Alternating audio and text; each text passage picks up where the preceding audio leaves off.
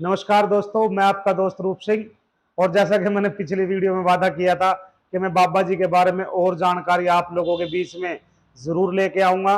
और हम बात कर रहे हैं, जो हमारी ये सीरीज चल रही है बाबा नीम करोली जी महाराज के बारे में चल रही है। दोस्तों, एक बार क्या हुआ कि बाबा जी एक भगत के घर पहुंचते हैं, एक बूढ़े माता पिता के घर पहुंचते हैं। और जो बूढ़े माता पिता थे वो बहुत गरीब थे। जैसे ही बाबा जी उनके घर पहुंचे, वो खुशी के मारे पागल हो गए, मगर मन में दुविधा थी कि हमारे घर भगवान आए हैं, हम इनको क्या खिलाएं। क्योंकि उनके घर में शायद इतने पैसे भी नहीं थे कि वो बाबा जी को कुछ अच्छा खाना खिला सकें।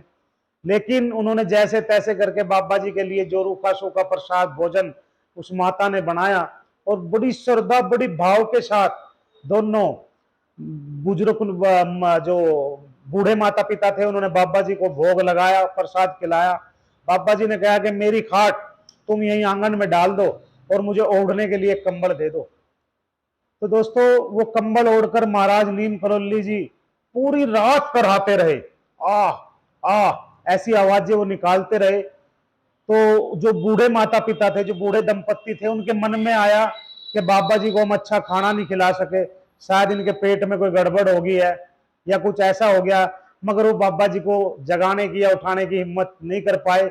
ऐसे ही हाथ जोड़े बाबा जी की खाट के आसपास वो खड़े रहे। दोस्तों, सुबह के 4 बजते हैं।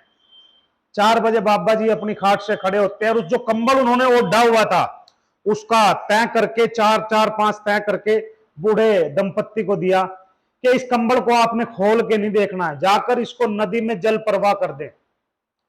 दोस्तों, जैसे ही वो बूढ़े दंपत्ति उस कंबल को लेके चले तो उस कंबल में काफी वजन हो चुका था।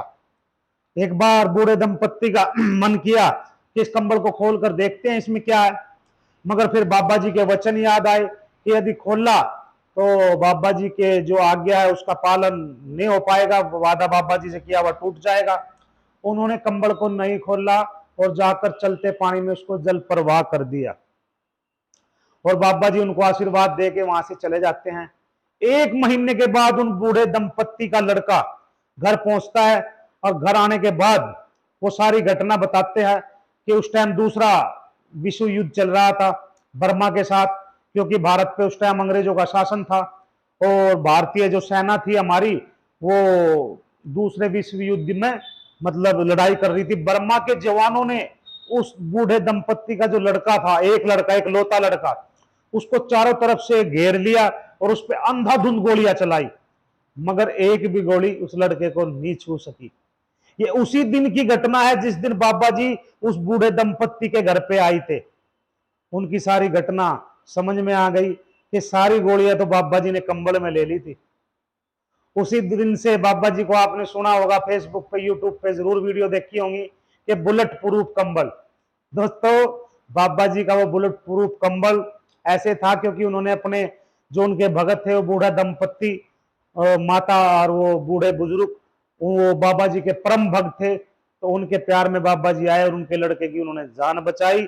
बाबा जी के ऐसा करने से उस लड़के की जान बची।